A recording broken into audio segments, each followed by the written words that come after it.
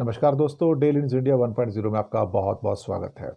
दोस्तों, भारत का रुपया, हे भगवान क्या किया जाए। भारत का रुपया पहुंच गया शमशान घाट।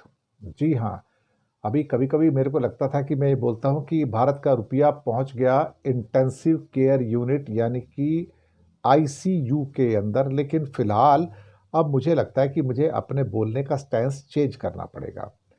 तो भारत का रुपया आज यानी कि कल रात तक पहुंचते पहुंचते साहब आ गया, क्या कहते हैं कि शमशान घाट के अंदर।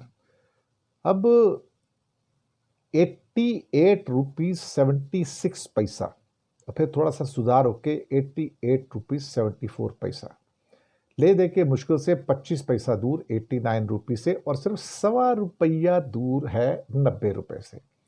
₹1.25 की तो अरदास हम लोग कर लेते हैं, मंदिर में जाके भी हनुमान जी को भी ₹1.25 चढ़ा देते हैं आजकल। वैसे पुराने ज़माने में ₹1.25 चढ़ाते थे, आजकल ₹1.25 चढ़ाने में थोड़ी सी शर्म आती है। तो थोड़ा स्टैंडर्ड बढ़ाना पड़ेगा ना, कम से कम 5-10 रुपये 11 रुपये तो करना पड़ेगा। लेकिन क्या है ना, ₹1.25 आज भी बड़ा शुभ माना जाता है। तो ₹1.25 और हो जाएगा तो साहब ये हमारा रुपया जी है, ये अब वहाँ पर पहुँच जाएगा। अब शमशान घाट में तो पहुँच गया है, अब इसकी अंत्येष्टि हो रही है।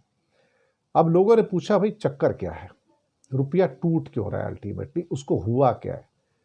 मैं हमेशा से एक बात कहता आया हूं, आपके सामने एक बहुत शानदार पिक्चर पेश की जा रही है भारत की, कि भारत बड़ा स्टेबल नेशन है, भारत की इकोनॉमी एकदम रोबस्ट है, भारत का जो ग्रोथ है एकदम से रोबस्ट है, भारत के अंदर जो है जो तरक्की हो रही है बड़ी रोबस्ट है, दुनिया से सहन नहीं हो रही है। हमने जीएसटी को कम करके तहलका मचा दिया है, लोगों की इनकम में भी इजाफा हो रहा है।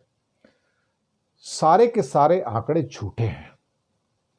अल्टीमेटली एक ही आंकड़ा सच्चा है साहब, जिसके ऊपर मोदी का कंट्रोल नहीं है, और वो है रुपए का रेट। क्योंकि रुपया बैठा हुआ है अंतरराष्ट्रीय बास्केट के अंदर, इंटरनेशनल बास्केट पे। उस बास्केट का जो इंचार्ज है ना, वो मोदी का कोई चमचा नहीं है। क्या है, जो बास्केट का जो इंचार्ज है, इंटरनेशनल बास्केट का, एक्सचेंज बास्केट का जो इंचार्ज है, वो मोदी का कोई चमचा नहीं है, जिसको वो उठा के कभी सेबी का चीफ बना देगा, कभी वो किसी आरबीआई का चीफ बना देगा, कभी किसी नेशनल स्टैटिस्टिकल ऑर्गेनाइजेशन का चीफ बना देगा, या किसी का मन चलेगा तो उसको बीजेपी के मेंबर को क्या कहते हैं कि हाई कोर्ट का जज बनवा देगा।